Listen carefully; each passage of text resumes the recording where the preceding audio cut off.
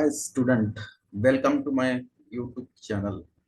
Today we solve MCQs, that is the multiple choice questions on a unit, and name of the unit is vector in mathematics part first. विद्यार्थी मित्रांनो, आजच्या आपल्या या व्हिडिओमध्ये आपल्याला काही मल्टिपल चॉइस क्वेश्चन सॉल्व करायचे आहेत. आणि हा जो युनिट आहे तो वेक्टर नावाचा युनिट आहे आणि हा 12वीला मॅथमॅटिक्स पार्ट फर्स्ट मध्ये आहे. आणि या वेक्टरवर मल्टिपल चॉइस क्वेश्चन्स जे आहेत ज्याला आपण इन शॉर्ट एमसीक्यूज असं म्हणतो, तर JEE च्या पेपर मध्ये जे काही मेन होते त्याची त्या मेन मध्ये आणि ऍडव्हान्स या दोन्ही याच्यामध्ये याला चांगलं वेटेज आहे मित्र. दुसरं असं की तुम्हाला जर महाराष्ट्रामधल्या इंजिनिअरिंग कॉलेजमध्ये जर ऍडमिशन घ्यायची असेल तर मग आपल्याला MHT CET द्यावं लागते. आणि MHT CET मध्ये जो युनिट आहे मॅथमॅटिक्स मध्ये म्हणजे जे सिलेबस ठरवलेला आहे त्यामध्ये सुद्धा हा युनिट 11च्या सिलेबस मध्ये पण आहे आणि 12च्या सिलेबस मध्ये सुद्धा आहे. त्या दृष्टिकोनातून वेक्टर नावाचं जे काही युनिट आहे हे फार इम्पॉर्टंट आहे. आणि विशेष म्हणजे असं आहे की याच्यामधले MCQ सॉल्व्ह करायला फार काही वेळ लागत नाही. तर आज आपण मॅथमॅटिक्स पार्ट फर्स्ट घेतोय 12वी मधला. युनिट आहे वेक्टर आणि त्याच्यावरचे multiple choice question shortcuts method काही ट्रिक्स असतात, त्या ट्रिकच्या साहाय्याने MCQ कसे सॉल्व करायचे हे आपल्याला बघायचे आहे. म्हणजे आज का जो वीडियो है, ये वीडियो के अंदर हमें मैथमेटिक्स पार्ट फर्स्ट के अंदर जो यूनिट है, नेम ऑफ द यूनिट है वेक्टर, और इसके ऊपर के कुछ मल्टीपल चॉइस क्वेश्चंस जो इंपॉर्टेंट क्वेश्चंस है for JEE main and advance, also for MHT CET. So first questions here, first multiple choice questions is vector equally inclined to axis is option A I plus j plus k, option B I minus j plus k, option C I minus j minus k, option D minus I plus j minus k. This is the multiple choice, that is the MCQ on unit vector. And a question is, first we read the questions carefully. A vector equally inclined to x-axis. If the vector equally inclined to x-axis, then the DRS of the vector are equal. So suppose here we assume that,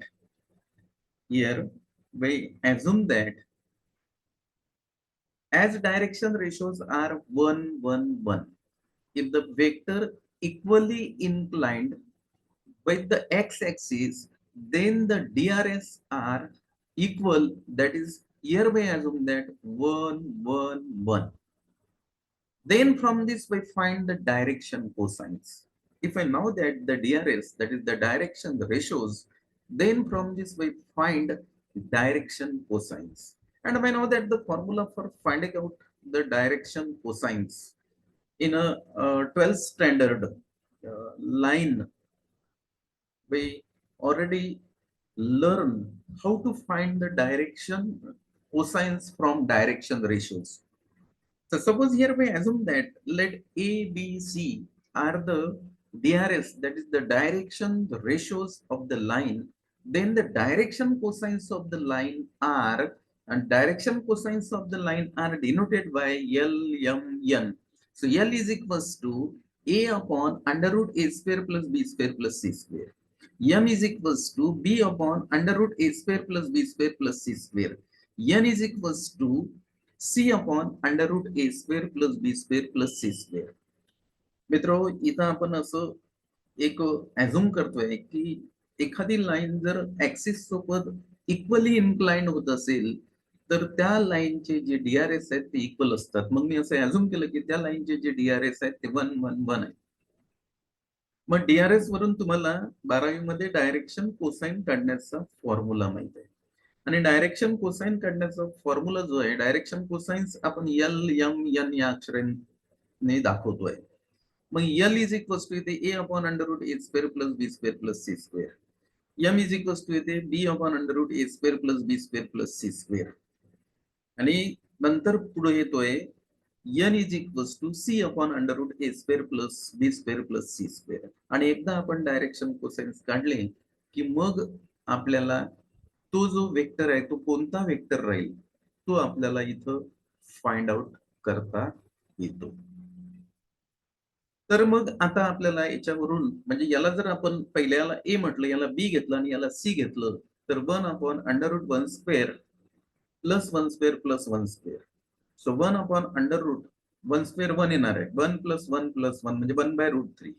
असंच इथे येणार आहे. याला B म्हणू आपण. B upon under root A square plus B square plus C square. तर हाही 1/√3 येतो. आणि याला सी घेतलंय आपण.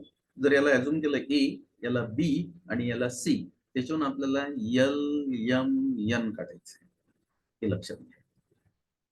मग एल एम एन जर आपल्याला काढायचं असेल तर मग एल काढण्याचा फॉर्म्युला आहे A upon under root A square plus B square plus C square. म्हणजे याला ए घेतलं म्हणून इथे ए लिहिला. Upon under root A square plus B square plus C square म्हणजे 1² प्लस 1² प्लस 1² हा अंडर रूट 3. त्यानंतर याला बी घ्यायचं. B upon under root 1² plus B A square plus B square plus C square. So 1² plus 1² plus 1² हा सुद्धा √3 येणार आहे. C upon 1 upon under root here 1² plus 1² plus 1² हा पण √3 येतो. हे लक्षात घ्या. म्हणजे डीआरएस वरून तुम्हाला डीसीएस काढता आले पाहिजे. मग आता हे जे डीसीएस आहेत हा cos alpha is equal to cos beta is equal to cos gamma. Because L is equal to M is equal to N. हे इक्वल आलेले आहेत. याला एल म्हणू आपण. हा एम आहे आणि हा एन आहे. आणि तिघांची व्हॅल्यू एल एम एन या तिघांची व्हॅल्यू 1/√3 आलेली आहे. म्हणजे L is equal to M is equal to N येते. एल म्हणजे cos alpha by definition of DRs. M cos beta, n cos gamma. Therefore, cos alpha is equals to cos beta is equals to cos gamma. Therefore, from this here, alpha, beta, gamma, that is alpha is equals to beta is equals to gamma. That is here the lines are equally inclined with the coordinate axes. Then here the answer is that is I plus j plus k. That is A is the correct option. Next. आणि एक लक्षात घ्यायचं आहे आपल्याला की तो जो question paper असतो त्याच्या पेस मध्ये जेवढं तुम्हाला लिहिता येईल तेवढंच तिथं आपल्याला रेफर करता येते मित्र. म्हणून हे जे प्रॉब्लेम्स आहेत हे आपल्याला जवळपास 50 ते 60% ओरली सॉल्व्ह करावं लागतात आणि 40% फक्त तिथं लिहावं लागते. म्हणजे इतका तुमचा डिटेल स्टडी असला पाहिजे तरच आपल्याला हे एमसीक्यू चांगल्या पद्धतीनं सॉल्व्ह करता येतात. जो भी आपका जेई का एमएसटी सीईटी का क्वेश्चन पेपर है वो क्वेश्चन पेपर के बीच में जो स्पेस रहता ना उस स्पेस के अंदर ही आपको रफ कैलकुलेशंस करने का है. तो आपको क्या करने का है ये मैक्सिमम प्रॉब्लम आपको ओरली आपके ब्रेन के अंदर सॉल्व करने का है और थोड़ा सा लिखने का है और करेक्ट ऑप्शन आपको चूज करने का है. So this is the simple way to solve the multiple choice questions. Next problem. इसके आगे का और एक प्रॉब्लम देखते हैं उसके अंदर क्या है. तो ये क्वेश्चन है अपने पेपर के अंदर ऐसा क्वेश्चन आता है जीई के अंदर, एमएसटी सीईटी के अंदर और बोर्ड का जो पेपर है महाराष्ट्र स्टेट बोर्ड उसके अंदर भी एमसीक्यू है. तो 16 मार्क्स के एमसीक्यू आते हैं उसके अंदर 8 क्वेश्चंस रहते हैं. तो उसके अंदर भी आपको ये यानी शॉर्टकट्स मेथड से ही सॉल्व करना पड़ता है ट्रिक्स. तो उसके लिए आपके थोड़ी वेक्टर के ऊपर अगर उसके फॉर्मूले आपको नोन है तो ये सॉल्व करने के लिए कुछ दिक्कत नहीं आती ऐसी. तो next questions that is the next multiple choice questions यहाँ पे देखने का है. The positions vector of a point which divide the joining of points with position vector a bar plus b bar and 2a bar minus b bar in the ratio 1:2 internally is. and एक point है वो एक line segment को internally divide करता है और उसका ratio आपको यहाँ पे गिवन है 1:2 है. तो आपको जो पॉइंट डिवाइड कर रहा है उसका पोजीशन वेक्टर निकालने का है. जैसा अगर अपन ने एज्यूम किया है एक पीक्यू सेगमेंट है उसको आर पॉइंट डिवाइड कर रहा है that is the point R divide line segment PQ internally in the ratio m is to n, then r bar is equals to m q bar plus n p bar upon m plus n. इतना simple है ये। तो जैसा आपने यहाँ पे assume कर दिया इसको P bar is equal to A bar plus B bar, इसको एज्यूम किया Q bar is equal to two A bar minus B bar. जैसे लाइन सेगमेंट पी क्यू, उसके जो एंड पॉइंट है पी और क्यू, उसके पोजिशन वेक्टर यहाँ पे दिए हुए हैं। तो ये पोजीशन वेक्टर मैंने एज्यूम किया है यहाँ पे P bar is equal to A bar plus B bar and Q bar is equal to A bar minus B bar. और जो रेशो है यम इज टू एन, तो यम इसके अंदर 1 है और एन 2 है, तो आपको जो आर डिवाइड कर रहा है उसका पोजीशन वेक्टर आर बार निकलना है। यानी यहाँ पे फॉर्मूला क्या कंस्ट्रक्ट हो गया है, यहाँ पे formula R bar is equal to M Q bar plus N P bar upon M plus N, ये फॉर्मूला यहाँ पे तैयार हो गया। और ये फॉर्मूला यूज करके आपको इसका जो पोजीशन वेक्टर है आर पॉइंट का, वो ये एमसीक्यू के अंदर है, वो आपको निकालने का है। तो इसका आंसर देखेंगे आप क्या है। तो so remember here this is P bar is equal to A bar plus B bar, ये आपको यहाँ पे ख्याल में रखने का है। उसके बाद में इसको एज्यूम किया मैंने second Q bar two A bar minus B bar, और ये रेशियो है एम इज टू एम। तो यहाँ पे क्या आ जाएगा ये फॉर्मूला, यहाँ पे R bar is equal to M Q bar यानी 1 into two A bar minus B bar plus N N P bar 2 into A bar plus B bar upon 1 plus 2। तो ये यहाँ पे आंसर है इसका। As position vector, that is the position vector of the point R is 2 A bar plus B bar plus 1 into two A bar minus B bar upon 1 plus 2 upon 1 plus 2। जो ratio है वो ratio का अपन ने यहाँ पे addition ले लिया। Again मैं रिपीट दिस, इसको अपन ने एज्यूम किया पी बार, ये है क्यू बार और ये रेशो है एम इज टू एन, और आपको आर बार निकालने का है। बिकॉज हियर मैं assume that point r divide line segment pq internally in the ratio m is to n, then r bar is equals to m q bar plus n p bar upon m plus। तो यहाँ पे क्या आ जाएगा, यहाँ पे m Q bar, तो ये 1 is to two A bar minus B bar, ये अपने यहाँ पे लिया 1 is to two A bar minus B bar. उसके बाद में यहाँ पे 2 into A bar plus B bar upon 1 plus 2। So here 2 into A bar plus B bar upon 1 plus 2 is equal to, अब इसको आपको सॉल्व करने का है। सॉल्व करने का है तो क्या करने का है आपको, ये 2 से इसको मल्टीप्लाई करने का है, 2 ए बार यहाँ पे आ जाएंगे, 2 ए बार और 1 से इसको मल्टीप्लाई करने का है, 2 ए बार प्लस 2 ए बार, ये होगा 4 ए बार। उसके बाद में 2 B bar minus B bar, so B bar upon 1 plus 2 that is 3। Therefore, here the position vector of the point R, that is R bar, is equals to 4A bar plus B bar upon 3. So here 4A bar plus B bar upon 3, that is D is the correct option. So this is the answer of the second multiple choice questions. यानी मित्रों आपको जो answer है वो बहुत shortcut method से solve करना पड़ता है, और 60-70% जो भी प्रॉब्लम है आपको आपके ब्रेन के अंदर भी ओरली सॉल्व करना पड़ता है। अगर आपने उसको ब्रेन के अंदर सॉल्व कर दिया तो ही ये वो स्पेस के अंदर अपन यानी उसको आपका अपना जो टाइम है वो टाइम भी उसके अंदर मेंटेन हो जाएगा, और उसके बाद में जो भी आपको वहां पे रफ कैलकुलेशन के लिए स्पेस अवेलेबल है उसके अंदर उसका सोल्यूशन बढ़ जाएगा। नहीं तो सोल्यूशन नहीं बैठता रूटिंग मेथड से अगर आपने सॉल्व किया है इसको। तो ये आप ख्याल में रखो, MCQ that is the multiple choice question shortcut method से कैसे सॉल्व करने के। आणि मित्र ही एक स्किल आहे हे लक्षात घ्या, आणि हे तुम्हाला तसं येत नाही। तुम्ही कितीही क्लासेस लावले आणि तुम्हाला असं वाटलं की या क्लासेसवर मी गेलो म्हणजे मला काहीतरी वेगळंच तिथं शॉर्टकट मेथड मिळेल, तसं काहीच नाही याच्यामध्ये। याच्यामध्ये एकच आहे, तुमचं अंडरस्टँडिंग असायला पाहिजे त्या टॉपिकचा डिटेल्स अभ्यास असायला पाहिजे, त्या टॉपिकचे फॉर्म्युले तुमच्या डोक्यामध्ये असायला पाहिजे, त्यानंतरच तुम्हाला हे शक्य आहे। अन्यथा तुम्ही कितीही क्लासेस लावले आणि कुठेही गेले तर पॉसिबल नाही आहे मित्र, लक्षात घ्या। हे सगळ्यात महत्वाचं मी इथं आपल्याला सांगतोय। कारण विनाकारण या क्लासेसवरून त्या क्लासेसवर जायचं, तर त्याच्यामध्ये लाखो रुपये खर्च करायचे आई वडिलांचे, आणि शेवटी रिझल्ट येते तर त्याच्यामध्ये मार्क्स आपल्याला काहीच मिळत नाही. कारण आपण मेहनत न करता या गोष्टी करायला पाहिजे. मेहनतला पर्याय नाही. मेहनत तुम्हाला करावीच लागणार आहे. तुम्ही जितकी मेहनत करसाल तितकं हे सिंपल आहे, आणि तुम्ही जितकी मेहनत करणार नाही तितकं हे किचकट आहे मित्र.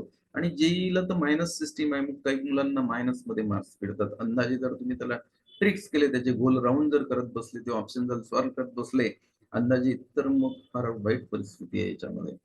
आणि म्हणूनच एक पाहिलेलं आहे आपण की मुलं जे आहेत पालकांच्या अपेक्षा असतात, आणि मुलं अंडर टेन्शन घेऊन राहिलेले आहेत. त्याचं कारणच एक आहे की ते आपण जे बसतोय ते मोबाईलवर चॅटिंग करत बसतोय, दुसरं काहीतरी करत बसतोय, आणि अभ्यासाकडे दुर्लक्ष करतोय मित्र. विद्यार्थी मित्रांनो, अभ्यासाकडे दुर्लक्ष करतो. मोबाईल तर आपल्याला जेव्हा टाइम आहे तेव्हा तो वापरायचाच आहे, पण त्यासोबत आपल्याला आपल्याला आपला अभ्यास चांगला करायचा आहे. म्हणजेच आपल्याला चांगलं यश संपादन होऊन, कारण प्रत्येक प्रोफेशनल क्वालिफिकेशन कुठलेही घ्या तुम्ही व्यावसायिक, त्याला एंट्रन्स शासनाने लावलेली आहे. त्यामुळे या गोष्टी आपल्याला कराव्याच लागणार आहेत. आणखी आपण एखादं प्रॉब्लेम याच्यावरच सॉल्व्ह करू, वेक्टरवरच एखादा प्रॉब्लेम आपल्याला घ्यायचा आहे, कारण शॉर्टकट मेथडनी प्रॉब्लेम आपण पाहतोय कसे सॉल्व्ह करायचे. बघा पुढलं प्रॉब्लेम आणलंय याच्यामध्ये. पुढलं प्रॉब्लेम बघा, A vector in the directions of vector I minus 2j plus 2k bar that has magnitude 15 is. म्हणजे एक पॉइंट आहे, त्याचा पोझिशन्स वेक्टर तुम्हाला दिलेला आहे. A vector in the directions of vector I minus 2j plus 2k that has magnitude 15 is option A I minus 2j plus 2k upon 3. Option B त्यांनी दिलेला आहे 15i minus 13j plus 30k. Option C I minus 2j plus 15k. Option D fi minus 10j plus 10k. बघा multiple चॉईसचा questions आहे, आणि इथं जेवढा space असेल तुम्हाला क्वेश्चन पेपर मध्ये, त्याच्यामध्येच याचं आन्सर तुम्हाला फाइंड आउट करायचं म्हणजे लिहायचं. मग आता इथं तुम्हाला काय माहिती पाहिजे, त्याच्याशिवाय हे आन्सर आपल्याला मिळणार नाही. की A vector in the directions of vector. A vector म्हणजे एक वेक्टर आहे, तो vector I minus 2j plus 2k याच्या डायरेक्शन्स मध्ये, म्हणजे याला तो पॅरलल आहे. तर तो वेक्टर आपल्याला काढायचा आहे, आणि जो वेक्टर काढायचा आहे तुम्हाला, त्याचा त्यांनी मॅग्नेट्यूड दिलेला आहे, तो मॅग्नेट्यूड 15 आहे. तर तो वेक्टर याच्यामधला कोणता आहे, या ऑप्शन मधला ए आहे की बी आहे की सी आहे की डी आहे, ते तुम्हाला ठरवायचं. आणि फार सिंपल आहे, म्हणजे फार काही असं जर आपलं तुझा स्टडी असेल तर त्याला काही असं म्हणजे वेळ लागत नाही हे फाइंड आउट करायला. कारण आपल्याला कुठलंही वेक्टर जर असेल समजा काढायचं आहे, आणि त्या वेक्टरचा तुम्हाला मॅग्नेट्यूड माहित आहे, त्या वेक्टरचा काय माहित आहे तुम्हाला, मॅग्नेट्यूड माहित आहे, पण तो कोणत्या वेक्टरच्या डायरेक्शनला दिलेला आहे, तर तो जो वेक्टर आहे तो वेक्टर काढण्याचा फॉर्म्युला फार सिंपल आहे, magnitude into unit vector in the directions of the given vector. Unit vector in the directions of the given vector, तो आपल्याला इथं काढावा लागणार आहे. म्हणजे हा जो I minus 2j plus 2k आहे, याच्या डायरेक्शनला जो युनिट वेक्टर आहे, जो कॅपेन म्हणतो आपण त्याला, तो कॅपेन काढावा लागेल.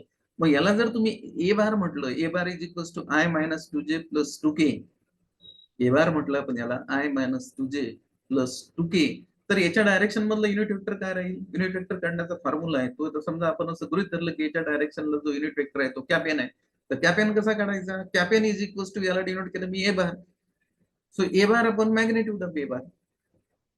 आणि रिक्वायर्ड वेक्टर काढायचा असेल तर त्याला या मॅग्नेट्यूड मल्टिप्लाय करायचं, म्हणजे याच्यात आन्सर तुम्हाला मिळून जाते, तो कोणता वेक्टर है तो मिलता है। यानी इसके अंदर आपको क्या करने का है कि एक वेक्टर निकालने का है, और जो वेक्टर आपको निकालने का है वो vector in the direction of this vector है I minus 2j plus 2k, in the direction of this vector that is I minus 2j plus 2k। और जो भी वेक्टर आपको निकालने का है वो वेक्टर का आपको मैग्नीट्यूड यहाँ पे गिवन है, मैग्नीट्यूड है 15, और वो वेक्टर आपको निकालने का है, रिक्वायर्ड वेक्टर जिसका मैग्नीट्यूड 15 है, और वेक्टर का नेचर कैसा है, तो in the direction of this vector. तो आपको निकालने का formula required vector is equals to 15 into unit vector along this given vector. Suppose this is the vector a bar, then a bar upon magnitude of a bar. This is the formula for finding out the unit vector. तो इसका answer दो step में निकल जाता है, बहुत ही simple है ये। तो इसका आंसर देखेंगे अपन। देखो यहाँ पे मैग्नीट्यूड लिखा मैंने 15, क्योंकि यहाँ पे मैग्नीट्यूड गिवन है, रिक्वायर्ड वेक्टर का मैग्नीट्यूड यहाँ पे 15 है। 15 इंटू इसको पैरेलल जो यूनिट वेक्टर है वो आपको निकालने का है। और उसका फार्मूला क्या है, अगर इसको तुमने ए बार डिनोट किया है तो A bar upon magnitude of A bar, तो ए बार आपको I minus two J plus two K upon under root one square minus two square plus two square, और इसको सॉल्व कर दिया कि आपको आंसर मिल जाता। तो यहाँ पे मैंने आंसर इसका लिखा, वो जो वेक्टर है वो टॉप को निकालने का है जिसका मैग्नीट्यूड 15 है, और ये वेक्टर पैरेलल टू जो वेक्टर को है वो वेक्टर है आई minus two J plus two के गिवन है, तो ये होगा ए बार अपॉन इसका मैग्नीट्यूड लेने का है, मैग्नीट्यूड ऑफ ए बार, तो इसका magnitude under root one square, one आ जाएगा माइनस टू स्क्वेयर, यहाँ पे प्लस फोर आता है, टू स्क्वेयर यहाँ पे plus four is equal to, इसको अगर अपने सॉल्व किया तो फोर प्लस फोर ये हो गया eight, eight plus one root nine, root nine बोले तो थ्री, थ्री वन जार वन, थ्री फाइव जार 15, तो यहाँ पे फाइव आता है। फाइव ने इससे मल्टीप्लाई कर दिया तो फाइव आई माइनस टेन जे प्लस टेन के, फाइव आई माइनस टेन जे प्लस टेन के, तो अब इसके अंदर फाइव आई माइनस टेन जे प्लस टेन के, that is D is the correct option. नहीं, ये एक सिंपल तरीका है एमसीक्यू सॉल्व करने का। हम लोग एमसीक्यू के बारे में ऐसे सोच रहे हैं कि एमसीक्यू बहुत टिपिकल है सॉल्व करने के लिए, एमसीक्यू जो है ना वो सॉल्व करने के लिए बहुत सिंपल है, लेकिन उसके लिए स्टडी आपको डिटेल्स होना चाहिए। और इसके अंदर ऐसा कुछ मैजिक नहीं है कि हम ये क्लास के अंदर गए तो बिल्कुल हमारी स्टडी वहां पे हो जाएंगी, नहीं, आपको सेल्फ प्रिपरेशन करने का है। सेल्फ प्रिपरेशन करने के बाद में वो जो चैप्टर है उसके अंदर की समरी आपको बाहर निकालनी की, इसके अंदर क्या क्या इंपॉर्टेंट है, कौन कौन से फार्मूले इंपॉर्टेंट है, वो फार्मूले अगर आपने बाहर निकाल लिए एक जगह पे, अगर कलेक्ट कर दिया और उसका रीडिंग हर रोज किया दो तीन दिन, तो फार्मूले आप भूल नहीं जाते। अगर फार्मूले आप भूल नहीं गए तो ये एमसीक्यू आपको सॉल्व करने के लिए बहुत ही इजी है। तो इस तरह मैंने आज जो यूनिट है वेक्टर, उसके अंदर जो मल्टीपल चॉइस के क्वेश्चन है उसको किस टाइप से सॉल्व करने का है वो आपको मैंने बताया। मैंने पहले ही आपको ये बताया कि ये जो प्रॉब्लम रहती है 60 या 70% आप आपको ब्रेन, आपके ब्रेन के अंदर आप सॉल्व करो, और आपको 40% लिखने का है। 40% लिखने के बाद में बिल्कुल आपको इसमें का जो कुछ भी ऑप्शन है वो ऑप्शन फट से मिल जाता, और ऑप्शन मिल गया कि विद इन टाइम पीरियड आपको वो क्वेश्चन का सोल्यूशन सबको मिल जाएगा, और इस टाइप से आप सब क्वेश्चन सॉल्व करेंगे। लेकिन इसके लिए आपको थोड़ी डिटेल स्टडी मालूम होना चाहिए। तो ठीक है, आज के इस वीडियो के अंदर हमने जो भी वेक्टर के ऊपर के मल्टीपल चॉइस क्वेश्चन सॉल्व किए, और जो भी बच्चे नए हैं, अगर आपको ऐसा लगता है कि इस टाइप के क्वेश्चंस हमारे लिए बहुत ही इम्पोर्टेंट है तो आप ये वीडियो को लाइक करो। अगर आप नए हैं तो मेरा जो यूट्यूब चैनल है मैथमेटिक्स बाय प्रोफेसर प्रकाश वासनकर, उसको आप सब्सक्राइब करो। अगर ये वीडियो बने तो ये बनने के बाद में इसका नोटिफिकेशन आपको बहुत जल्दी मिल जाता, मिलने के बाद में आप इसकी स्टडी करो।